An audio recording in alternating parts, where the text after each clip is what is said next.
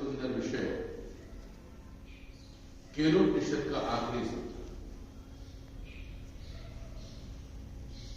हमने केनोपनिषद का जब चिंतन किया,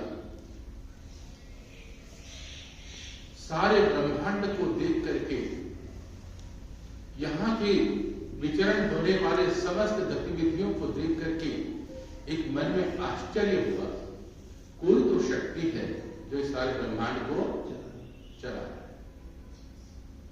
इस विषय पर चिंतन करते हुए केनोपनिषद के ऋषि ने केन शब्द का प्रयोग किया। केन का मतलब होता है किसने, किसके द्वारा, किसने और किसके द्वारा ये सारा संचालित हो रहा है, तो उसने उसकी भरपूर व्याख्या की। अंत में जब अपने शिष्यों को जब इस सारी बात को सुनाया, तो शिष्यों ने आखिर में प्रश्न किया, आपने ये तो बता दिया कि सारे ब्रह्मांड में एक ऊर्जा है, एक शक्ति है, वो चला रहा है, उसका रंग भी बताया, रूप भी बताया, पर एक समझ में नहीं आया, हम उसका नाम क्या रखें।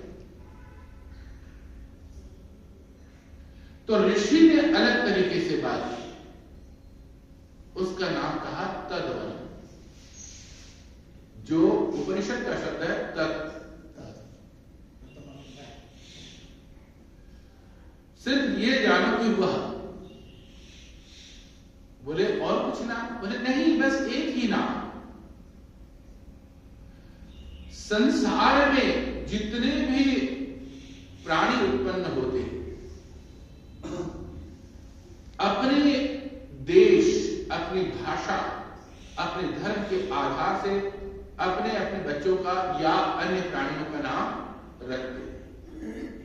लेकिन ये ब्रह्म जो ब्रह्मांड में व्याप्त है, वो सारे प्राणियों के लिए, सारे प्रकृति के लिए, सारे समाज के लिए है। क्या हम उसका अलग से नाम रख सकते हैं जिसको सारे ब्रह्मांड स्वीकार कर सके, सारी जनता स्वीकार कर सके? तो बोला कुछ नाम मत रखो, बस एक देखने वाला, एक दृश्य, वह मैं देख रहा हूं, बस इतना ही सोचो। अब वह तब संभव है जब मैं उसे देख रहा हूं। तो पहला शब्द कहा कि तत् का मतलब यह है कि वह। ऋषियों ने इस बात को बहुत गहराई से स्वीकार किया, सभी ने स्वीकार किया। कहते हैं कि बहुत सारे ज्ञान को अर्जन करने के बाद अनेक सारे शिष्यों ने भी अपने आचार्य से पूछा था, हमने वेद पढ़ लिया, उपनिषद पढ़ लिया, दर्शन ग्रंथ पढ़ लिए, प्रकृति के अन्य विषय जो सब जानकारी के लिए हमने अलग अलग विद्याएं पढ़ी, कोई यांत्रिक विद्या, उपचार विद्या, अनेक विद्याएं पढ़ी, मुख्य 14 विद्याएं हैं, अब वैसे तो हजारों विद्याएं, सब पढ़ लिया। लेकिन पढ़ने के पश्चात सभी पूछते हैं कि आपने इतना जो पढ़ाया उसका नाम क्या रखे, उसका सारभूत तत्व क्या है, उसको जाने कैसे? पहले तो आपने बता दिया ऐसा वैसा, तो पहला प्रश्न किया कि नाम क्या रखे। तो केनोपनिषद का शब्द कहता तत्, और आगे भी बहुत सारे शब्द आया, तत्त्वमसि। जब तत् माने वह, उसको तुम देख लोगे। आप जैसे यज्ञ कर रहे थे, संविधाओं में एक अग्नि छिपी हुई थी, वो प्रकाश और ऊर्जा, जब आपने उसको जगा दिया और जगाने के पश्चात आपके सामने अग्नि प्रकट हो गई, तो आप थे और आपकी अग्नि थी सामने, आप अग्नि की उपासना कर रहे थे कृत सामग्री वेद मंत्र से। उस समय अद्भुत आनंद की अनुभूति हो रही थी कि मैं यज्ञ कर रहा हूं, हवन कर रहा हूं, मेरे पास कोई न सुख है, न दुख है, न परेशानी है, जो भी है भस्म हो गया, बस मैं और मेरी अग्नि उपस्थित है, हवन का आनंद ले रहे थे। ऐसे ही वो कहते हैं, जब आप उसको देख लोगे ना, तो उसका आनंद ही अलग है। बोले कैसे देखें? कभी आप कुम्हार की दुकान में जाना, जो मिट्टी का बर्तन बना के बेचता है, मिट्टी के बर्तन बना करके बेचने वाला और खरीदने वाले व्यक्तियों में, दोनों में बड़ा फर्क होता है। आप खरीदते तो अपने हिसाब से देखते कि मुझे किस बर्तन की आवश्यकता है, उसका आकार देखते हैं, प्रकार देखते हैं, उसका रंग देखते हैं, उसकी मजबूती देखते हैं, उसकी सुंदरता देखते हैं, और जब वो अच्छी तरह लाल पका हुआ हो और आपकी आंखों को भा जाता हो और आपके अनुकूल हो तो आप उसे पसंद कर लेते हैं और फिर खरीद लेते हैं उसको। लेकिन आपके साथ में कोई दूसरा व्यक्ति खड़ा हो तो वही बर्तन को ना खरीद करके वो दूसरा खरीद रहा है, क्योंकि उसको अलग चीज की आवश्यकता है। कोई दिया खरीद रहा है, कोई कुछ और खरीद रहा है, कोई मटका खरीद रहा है, कोई कलश खरीद रहा है, कुछ भी जो चीजें बना रखी है वहां पर भिन्न भिन्न प्रकार के आकार प्रत्याकार, लेकिन उन्हीं में एक आदमी खड़ा था जो बढ़िया कुम्हार था। वो उसमें क्या देख रहा था जानते हो? कोई आकार प्रकार कुछ नहीं देख रहा था, वो देख रहा था कैसी मिट्टी से बनी। उसमें सब में मिट्टी नजर आ रही, उसको कुछ भी नजर नहीं आ रहा था। अगर मैं बनाऊं तो कैसी मिट्टी से बनाऊंगा, क्या इससे सुंदर भी आकार दे सकता हूं? देखने के तरीके में फर्क है। जिस समय में आप ऋषि को पूछा गया कि आपने ब्रह्म के बारे में तो वर्णन कर दिया, नाम भी बता दिया कि हम क्या रखें, उसका नाम तक हुआ। जैसे हर व्यक्ति ने अलग अलग तरीके से अलग अलग पात्र अलग अलग देखे, इसी प्रकार से हर व्यक्तियों ने अलग अलग नाम दिए। किसका? एक ऊर्जा, एक शक्ति। ऋषिवर देवदयानंद ने सत्यार्थ प्रकाश के पहले समोल्लास में क्या लिखा? 101 नाम की व्याख्या की और सबका अर्थ एक ही बताया, एक ही ईश्वर के अनेक नाम है। लेकिन उन्होंने अर्थ में ये कहा कि और भी नाम हो सकते हैं, लेकिन है ईश्वर एक। जैसे देखने वाला कुम्हार, ऐसे ही जब तत्व ज्ञान की प्राप्ति होती है, तब मैं उसको देख रहा हूं तो उस समय में आपको ब्रह्मांड में हर व्यक्ति में एक ऊर्जा, एक प्रकाश नजर आएगा। हर व्यक्ति, हर प्राणी में, हर वस्तु में, हर सुंदरता में नजर आएगी। तो वो जब उस समय में क्या होता जानते हैं? आपका ऊर्जा रूपांतरित होता है, आपकी देखने की कला बदल जाएगी, सुनने का तरीका और सुनाने का तरीका बदल जाएगा, सोचने का तरीका बदल जाएगा, जिस समय में आप तत्व का दर्शन कर लोगे। हर व्यक्ति उपासना करता है, लेकिन क्षण मात्र के दर्शन से अद्भुत प्रकाश की होती है। लेकिन अब अगला प्रश्न है आज का बहुत सुंदर विषय। हम उन लोगों ने, फिर शिष्यों ने पूछा, हम सांसारिक व्यक्ति हैं, आप बहुत गूढ़ और ऊपरी ज्ञान को बता रहे हो, शायद तक पहुंचने में बहुत समय लगेगा। संसार में रहते हुए हम किस रास्ते से उसे पा सकते हैं? हम क्या करें जिससे आपने जितनी बातें बताई हैं और जिस ब्रह्मांड में शक्ति जो है, जो रहस्य को छिपा हुआ है, उस महान ऊर्जा को, उस तत्व को दर्शन कर सके? तो उन्होंने 3 शब्द कहा। क्या शब्द कहा? तप, दमन और कर। तप और दमन और कर, इन तीनों चीजों को आप देख लेना। सबसे मनुष्य पहले क्या करता है? कर्म। बिना काम के तो कोई नहीं रह सकता। जिंदगी का उद्देश्य है कर्म करना। अगर कर्म में जिंदगी नहीं रहेगा तो हम जी नहीं सकते। लेकिन अगर कोई व्यक्ति शांत भी बैठा है तो मन से कर्म कर रहा है, वचन से कर्म कर रहा है। जब ऋषि सबके सामने उपस्थित होते हैं तो वो जितना ज्ञान अर्जन किया तो वो अपने कर्म कर रहे हैं, ताकि हर व्यक्ति को सद्ज्ञान दे सके। हर उपदेष्टा, हर साधु, हर संत एक ही कर्म करता है कि आपके मन के अंदर जो अद्भुत द्वंद्व है उनको खत्म करने का प्रयास करता है। वो उसका कर्म है। सांसारिक मनुष्य अपनी आजीविका के लिए भी कर्म करते हैं और करना भी आवश्यक है।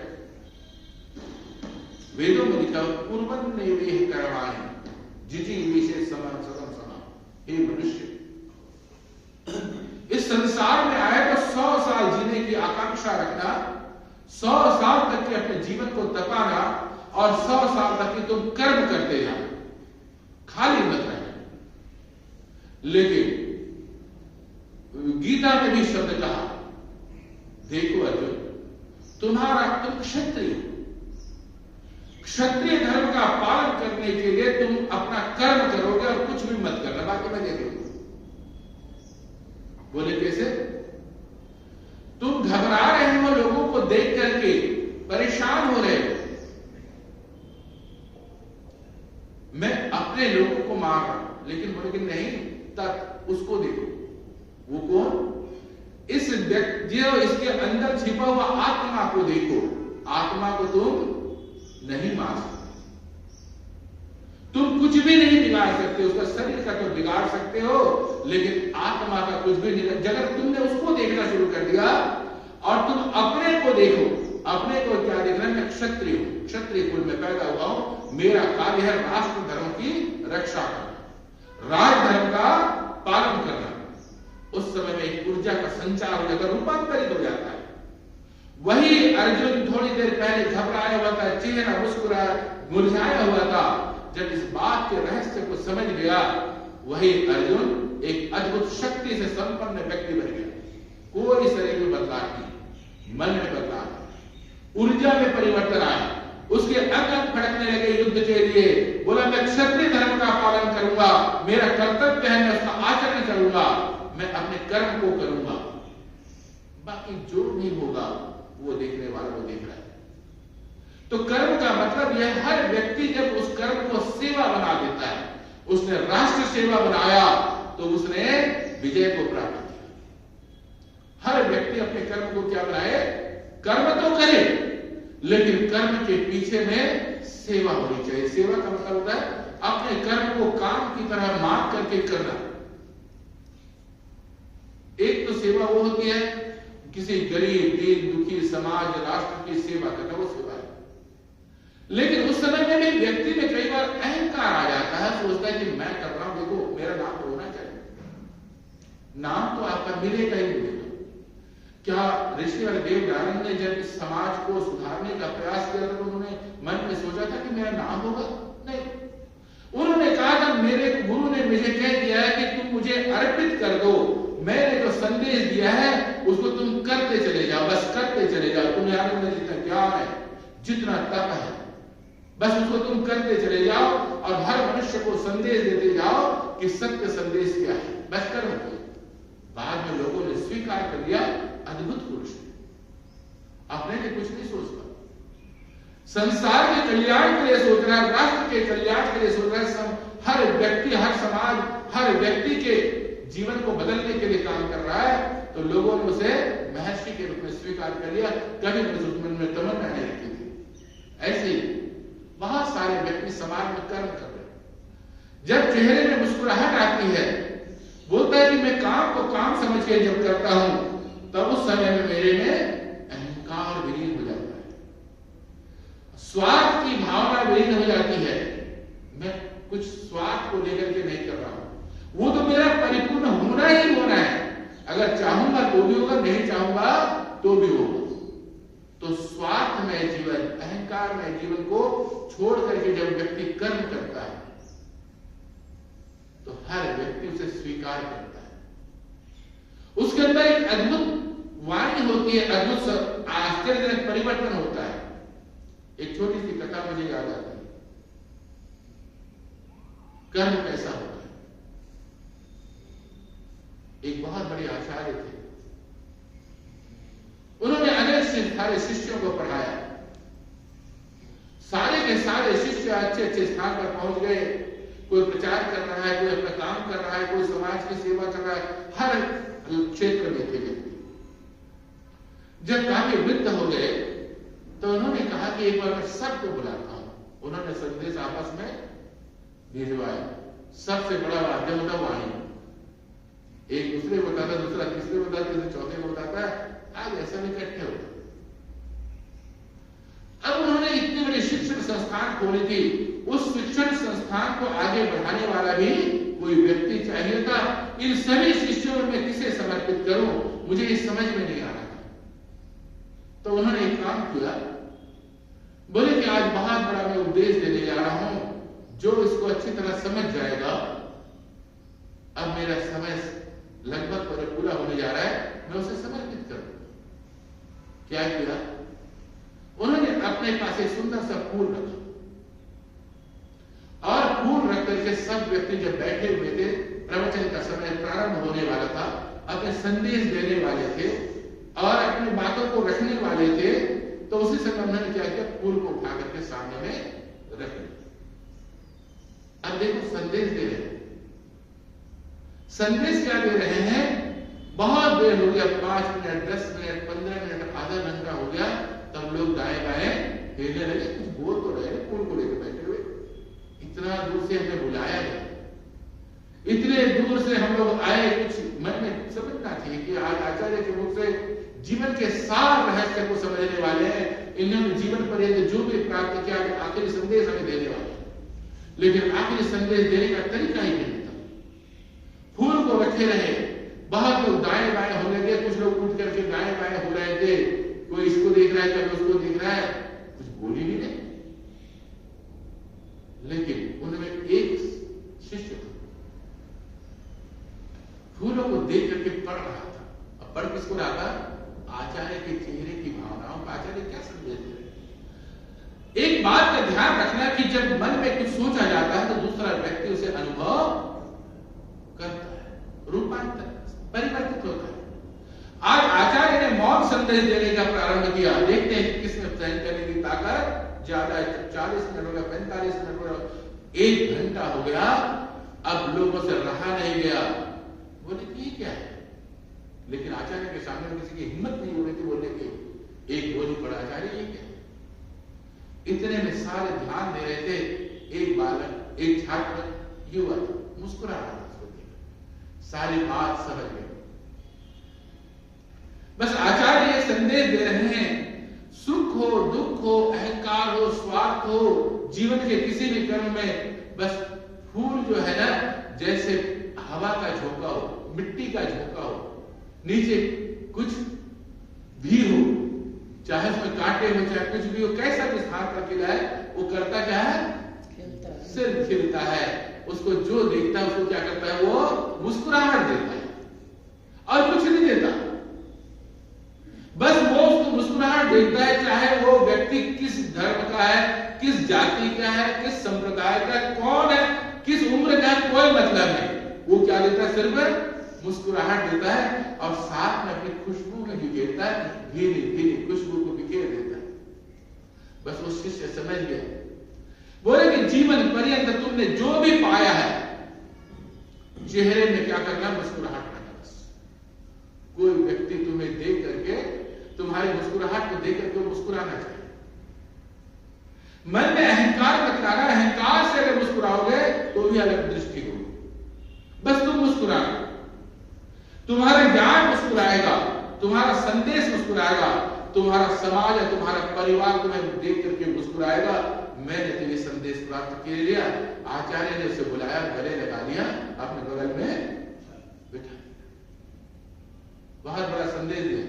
इसी प्रकार से इस उपनिषद के ऋषि ने कहा, कर्म तो करना, लेकिन तुम्हारे कर्म में चेहरे में अहंकार और स्वार्थ झलकना नहीं चाहिए। बस कर्म तुम्हारा, जो भी कर्म तुम्हारा कर्म है, हर कर्म कर्म है, और कर्म को काम समझ के करते चले जाओगे तो जनता तुम्हारे प्रशंसा अपने आप करती जाएगी और तुम्हारे शरीर पर एक सुंदर आभा मंडल बिखरेगा, सुंदर एक विकिरण पैदा होगा। चेहरे की मुस्कुराहट, शरीर का स्पर्श और शरीर का दर्शन सब अलग अलग व्याख्या करेंगे। तो कर्म को उन्होंने क्या कहा? ऋषि ने कहा कि सबसे पहले तुम अपने जीवन में कर्म को सुधारो, कर्म को बदलने की कोशिश करो, कर्म करने के तरीकों को बदलने की कोशिश करना। उस समय में तुम्हारे अंदर में जो प्रकाश होगी, जो परमात्मा का प्रकाश होगा, जो कर्म तुम्हारा स्वयं का परिवर्तन होगा, वो कर्म तुम्हारा अपना कर्म होगा और वो कर्म भगवान का कर्म होगा, तुम्हारा कर्म नहीं होगा। बोले कैसे? अब मैं छोटा सा उदाहरण देता हूं। बिजली एक विद्युत शक्ति जो है, अग्नि की शक्ति, ऊर्जा है। जब किसी तार में प्रवाहित होकर के ट्यूबलाइट के पास चला जाता है तो वो प्रकाशमान हो जाता है।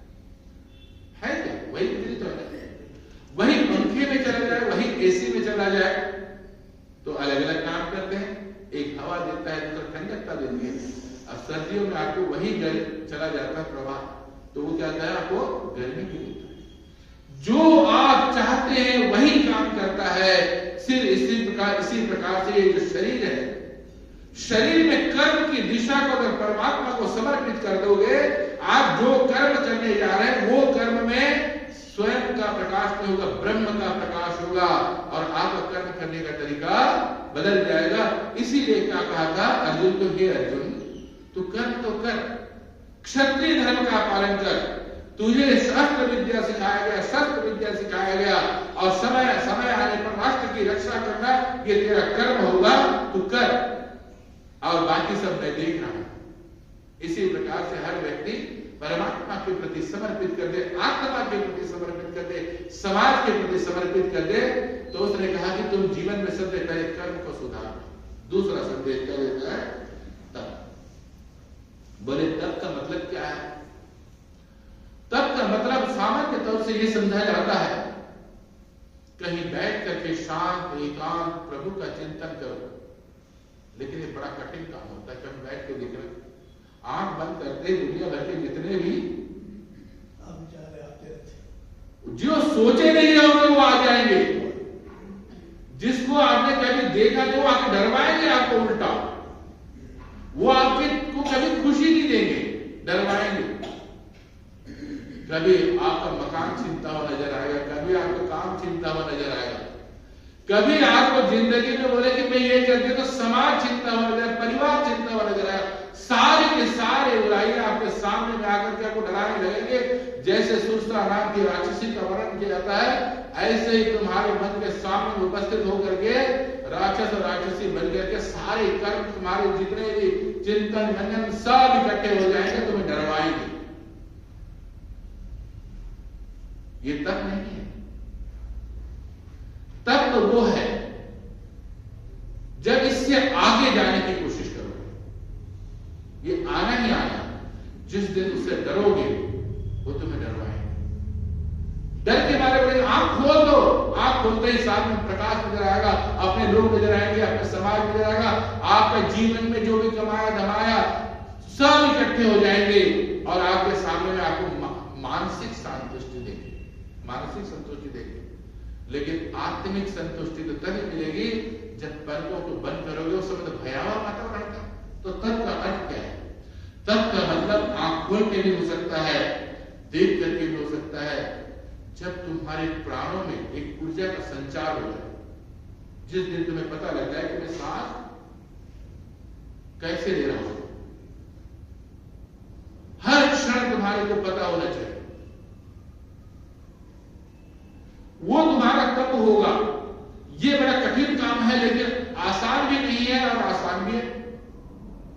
जब हम सोचते हैं तो उस समय में क्षण मात्र हम सांस को ध्यान दे सकते हैं, लेकिन ठीक 2 मिनट 3 मिनट के बाद थकावट शुरू हो जाएगी, क्योंकि उसके अंदर इतनी ताकत है, इतनी ऊर्जा है जिसने तुम्हें जिंदगी में सहा है और जो जिंदगी में तुम्हें चला रहा है। जब उसकी ओर ध्यान देने लगोगे तो उसकी ऊर्जा का आभास करने लग जाएगा, तो तुम्हारा शरीर थकने लग जाएगा, नींद आने लग जाएगी। उसकी ताकत को, उसकी ऊर्जा को झेलने के लिए ताकत चाहिए। तो सबसे पहले आप कभी भी कोई भी बात करना चाहें या कर रहे हो, बस अपने सांसों पे ध्यान देना। उस समय अलग ऊर्जा का संचार होगा, अलग प्राणों का संचार हो जाएगा, वो अलग व्यक्तित्व तुम्हारे अंदर आ जाएगा। उस समय आप बात नहीं कर रहे होगे, उस समय में आपकी ऊर्जा बात कर रही होगी। नहीं तो क्या होता है, जब आप नहीं होते, आपकी प्राण ऊर्जा नहीं होती, आपका तप गायब रहता है, तो आपको पता नहीं रहता कि मेरे शब्द जो है ना अच्छे निकल रहे, बुरे निकल रहे, उसमें ज्यादा ताकत तो नहीं है, कम ताकत तो नहीं है। ऐसा नहीं कि मेरी कोई बात नहीं मान रहा, ऐसा नहीं कि अगला नाराज हो रहा होगा। ये सारी की सारी बातें आएंगी, लेकिन जिस समय में अपने प्राणों का आयाम करके अपने शब्दों का संचार करेंगे, उस समय में जो ऊर्जा और शब्द निकलेंगे, वो शब्द आपके नहीं रहेंगे, किसी महान शक्ति के शब्द। एक बात बताना चाहूंगा, बहुत सुंदर सी पुरानी कथा है। एक संत महात्मा जंगल में तप करते थे, उनकी मस्कुटियां थी, आने जाने वाले लोगों को प्रणाम करते थे, कभी कभी उनसे आशीर्वाद देने रहते थे। एक लकड़हारा रोज लकड़ियां काट करके बेचता था। वो जानता था कि महाराज की कुटिया यहाँ पर है, संत की कुटिया यहाँ पर है, तो आते जाते वो झुक करके प्रणाम कर लिया करता था जिस समय उसको समय मिले, कभी आते हुए कभी जाते हुए। कभी लकड़ियों का गट्ठर को उठाता, उसके कुटिया के सामने रख देता, बैठ करके जाके प्रणाम करके थोड़ा सांस लेता, फिर उठा करके चल पड़ता था। उस लकड़हारे को तपस्वी देखते थे, शरीर सूखा हुआ क्योंकि रोज काम करता था, अच्छे अन्न का भोजन नहीं मिल पा रहा था, फटे पुराने वस्त्र थे, लेकिन परिश्रम में कोई परिश्रम किया। एक दिन अनेक दिनों के देखने के पश्चात उन्होंने लंबी गहरी ऊर्जा को ध्यान करने के पश्चात जब वो जा रहा था लकड़ी काटने के लिए, आज ही झुक करके प्रणाम किया, तो उसने कहा कि आगे बस एक शब्द कह करके वो चुप हो, आगे उसने कहा कि मैं रोज प्रणाम करता हूं, रोज इनको नमस्ते करता, कभी कुछ भी नहीं कहा, शांत रहते थे। आज पहली बार उन्होंने मुझे क्या कहा, आगे। जब लकड़ी काटने गया, अपना कुल्हाड़ा लेकर के उसे काटना जा रहा था, तो उसे एकदम याद आया कि महात्मा ने क्या कहा है, आगे आगे बढ़े।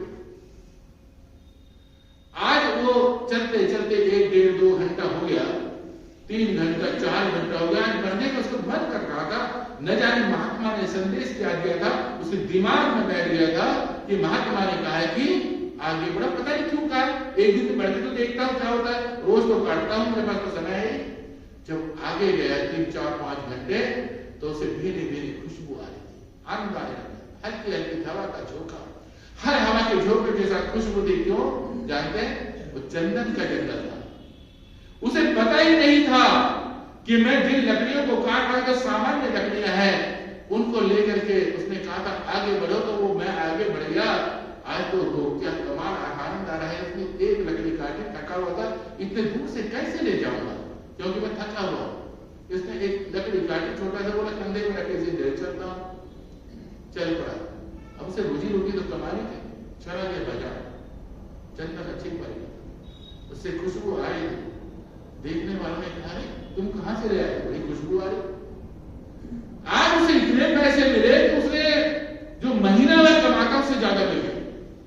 वो तो आश्चर्यचकित हो गया। उसके चेहरे पर 2 भाव थे, एक वो न हंस पा रहा था और न खुश हो पा रहा था और दुखी भी हो रहा था। बोलो इतना जिंदगी मैंने निकाल दिया, काश मैं थोड़ा सा आगे बढ़ता, तो इस चंदन की छोटी सी लकड़ी लेकर के मैं महीने भर की कमाई करता, आज मैं कितना धनवान होता और मेरे पास संपन्नता की कोई कमी नहीं रहती।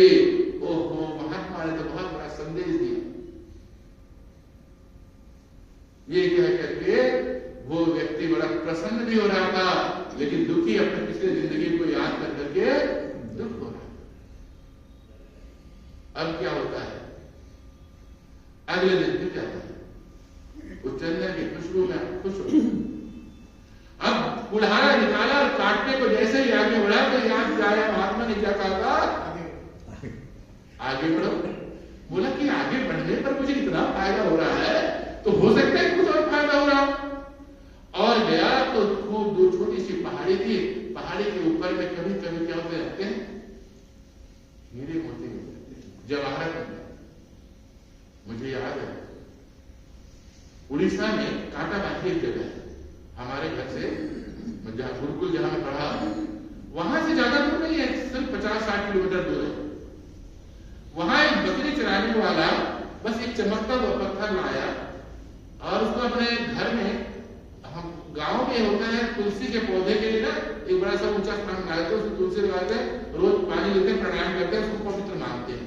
उसको इतना सुंदर लगा दिया, उसमें लगा दिया बस। लेकिन छोटे मोटे वहां व्यापारी आते थे, एक दिन उसके यहाँ बैठ गए पानी वानी पीने के लिए, तो उसने नजर उसकी आ गई, तो चमकता भाई तो सामान्य पत्थर ने, बोले कहां से लाए, बोले जंगल में बहुत बड़े। मैंने कहा कितना ला सकते हैं मेरे लिए, वो उसको इतना पैसा दिए। सच्ची घटना है, खरियार वहां एक जगह, वहां के जितने भी व्यापारी थे सब उसके पीछे पड़ गए और सब वहां जाकर के लोगों से मनाने लगे। संपन्न हो गए 1 साल के अंदर वो जगह, आज भी बड़ा प्रसिद्ध है। अब कहना मैं चाहता हूं ऐसे इसके साथ जब वो आगे बढ़ा, उस पहाड़ी में चमकते हुए उसने हीरे देखे, ऐसे चमकता हुआ पत्थर देखा, उसको लगा कमाल कर दिया। आगे बढ़ो का मतलब मैं समझ नहीं पाएगा, संत ने कमाल कर दिया, आगे बढ़ो। एक दिन में उसे संपन्न बना दिया। पहले दिन तो उसे खुशबू से भर दिया, संपन्नता से भर दिया, चेहरे में थोड़ी खुशी थोड़ा दुख मिला दिया। आज तो खुशियों का अंबार था। उसने कहा कि मुझे हीरा मिल गया, मैं तो आज कमाल कर लिया। हे महात्मा, मैं तुम्हें कितना धन्यवाद करूं, तुमने तो एक ही शब्द कहा था, आगे। अनेक वर्षों से वेद के शब्द यही कह रहे हैं, आगे बढ़ो। उपनिषद के शब्द यही कह रहे हैं, जिंदगी जी रहे, कर्म तो कर रहे हो, कह रहे आगे बढ़ो। कहां बढ़ो? आगे बढ़ने का मतलब ये नहीं है किसी तीर्थ स्थल पे जाओ, किसी देश विदेश में जाओ, कहीं आगे जाओ। आगे बढ़ने का मतलब यह है, यहां शब्द मैंने कहा तब के साथ में शब्द जो है दमन। दमन का मतलब होता है, सामान्य अर्थ बताता हूं, सामान्य दमन का मतलब होता है कोई व्यक्ति बैठा हो, खड़े हो, चलो वहां से, आपने से दबाया, लेकिन उसे प्रेम से कहो बेटा उठो, ये जगह तुम्हारे लिए बड़ा सुंदर लगेगा, तुम यहां बैठे बड़ा अच्छा लगा, चलो। भाव में परिवर्तन, शब्द में परिवर्तन। आपकी तरफ मुस्कुरा करके देखेगा, प्रसन्नता से कहेगा और बैठ जाएगा वहां पर जहां आप चाहते हैं। इसी प्रकार से मन का काम यही है, जिस दिन आप उसको मना करोगे कोई काम करने के लिए, उसी को ही करता है। कि मना क्यों किया उसने? वो सोचता है कुछ ना कुछ खासियत है, कुछ ना कुछ जादू है। ये इसीलिए वो क्या करता है, नेगेटिव काम करने के लिए वो ज्यादा पहले तत्पर होता है। मन का स्वाभाविक स्वभाव है, कभी किसी से ये कह दो कि ये मत करना, वो कोशिश करेगा आपको पीछे से उस काम करने के करेगा। मोबाइल के बच्चों को कहते हैं कि मत देखना, वो गुस्सा करते हैं, देखते हैं उल्टा। कई तो हमने ऐसा वीडियो भी देखा, हमने माँ बाप से डरते हुए भी देखा, क्योंकि मना क्यों किया। उससे टाइम तो देख, कितना देख रहा है, लेकिन समय देख सकते हैं, इतना देख। ऐसी चीज देखो कि तुम्हारे हित करो और तुम निर्णय करो। इस तरीके से थोड़ी देर का समय दो, वो सोचने को मजबूर होगा। रोज तो मना करते थे, आज भी क्यों कह रहे, देखने के लिए कुछ ना कुछ गड़बड़ है, सोचने का तरीका बदल गया। इसी प्रकार से उस व्यक्ति की सोचने का, लकड़हारा का सोचने का तरीका बदल गया था। हमारे भी सोचने का तरीका ऋषियों ने बदल दिया। कहा कि तुम मन को एक बार से ऊर्जा को अंदर की ओर प्रवाहित कर दो, जबरदस्ती मत करो, देख करके कहो अंदर क्या है।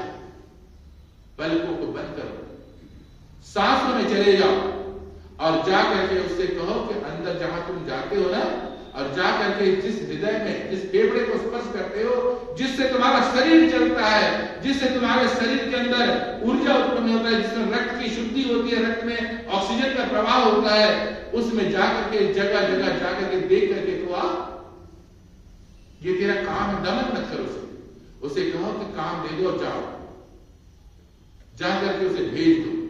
और भेजने के पश्चात क्या होगा, वो मन तुम्हारे चेहरे पर प्रसन्नता लाएगा। कमाल हो, इतने दिन तक तो मुझे पूछा नहीं, आज पहली बार पूछ रहे हैं। सम्मान दिया आपने उसको, जो आपकी सेवा कर रहा है, श्वास प्रश्वास, जो मन आपकी सेवा कर रहा है, जो सांस की हर गतिविधियां आपके शरीर में एक एक अंग में जाकर के ऊर्जा भर रहा है, ऑक्सीजन भर रहा है, आपके अंदर रक्त का प्रवाह को संचारित कर रहा है। आज आपने उसको मौका दिया, जगह जगह जाकर के देखते हो, ये तुम्हारा कर्म है। मैं आध्यात्मिक बातें भी कर रहा हूं, सामाजिक बातें भी कर रहा हूं। उपनिषद दोनों बातों को सामने में रखता है। समाज में रहो तो ऐसे करो, अपने ऊपर ध्यान दो, स्वयं के ऊपर ध्यान दो। मैं क्या शब्द बोल रहा हूं, मुझे बोलना चाहिए तो कितनी आवाज में बोलना चाहिए, किस भाषा में बोलना चाहिए। जब मैं अपने आप में हूं तो मेरा रक्त कहां प्रवाहित करने के लिए मेरी सांसें ताकत दे रही हैं। जब ये दोनों बातें सामने आ जाएगी, आपकी कर्म शुद्धि, दमन शुद्धि और आपकी तप प्रारंभ हो जाता है। तो बोले कि इतना सब मैं करूं तो मुझे क्या फल मिलेगा? आखिर उपनिषद का ऋषि बहुत सुंदर स्वर क्या कहते हैं, एताम य वेद आहत्य पापात्मने स्वर्गे लोके च प्रतिष्ठति। ये इसका आखिरी सूत्र और आखिरी वाक्य है केनोपनिषद। अगर आपने ये कर लिया ना तो समझ लीजिए कि माघ महीने में जो गंगा की डुबकी लगा रहे हैं त्रिवेणी का संगम का, वो डुबकी यही लग जाएगी आपके श्वास प्रश्वास में, मस्तिष्क में, रंध्र में। आपके जहां सोचते हो 3 मस्तिष्क होते हैं, बृहद मस्तिष्क, लघु मस्तिष्क और एक तीसरा नाम मुझे नहीं पता, उसको सेरेब्रम बोलते हैं शायद।